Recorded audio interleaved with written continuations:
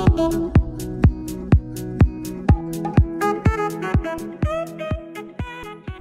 rekan-rekan, perkenalkan nama saya Arif Agus Mandani. Pada video kali ini saya akan membawakan materi mengenai keamanan fisik dan infrastruktur. Prinsip keamanan fisik adalah untuk melindungi aset fisik yang mendukung penyimpanan dalam pemrosesan informasi.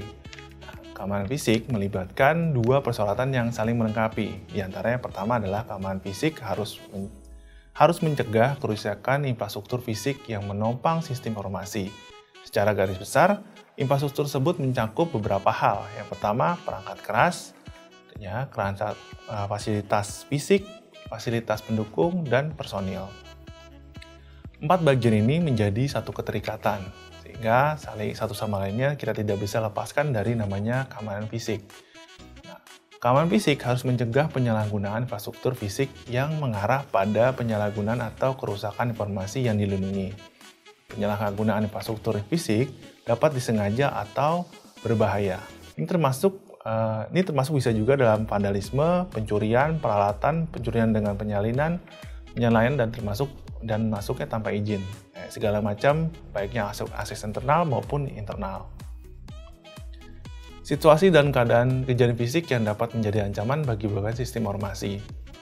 Penting kita harus memahami bahwa ancaman terhadap sistem informasi sehingga administrator yang bertanggung jawab dapat memastikan bahwa tindakan penjagaan bersifat komprehensif. Ada beberapa kategori ancaman fisik. Ancaman pertama adalah ancaman untuk lingkungan, ancaman teknis, atau ancaman yang disebabkan oleh faktor manusia. Ancaman teknis biasanya ada berhubungan dengan infrastruktur. Kayak tenaga listrik, terusnya dengan elektromagnetik, kayak ada noise misalnya dalam catur daya dalam sebuah building. Terusnya ada lagi namanya ancaman bentuknya adalah ancaman yang pengaksesan dan pengaturan suhu dan lain-lain. Ada beberapa kriteria ancaman yang disebabkan oleh manusia kurang dapat diprediksi dibandingkan dengan ancaman fisik lainnya. Lebih buruk lagi, misalnya ancaman disebabkan oleh manusia yang secara khusus dirancang untuk mengatasi tindakan pencegahan dan atau mencari titik serangan yang paling rentan. Kategori dalam ancaman manusia ini adalah akses fisik yang tidak sah, misalnya penggunaan akses card, duplikasi dan lain-lain. Terus dia pencurian data, misalnya kalau kita dalam internal dia mencuri data, misalnya dengan menggunakan flash disk dan lain-lain, langsung dia masuk ke dalam akses komputer server, itu bisa dilakukan pencurian. Vandalisme misalnya, termasuk penghancuran peralatan.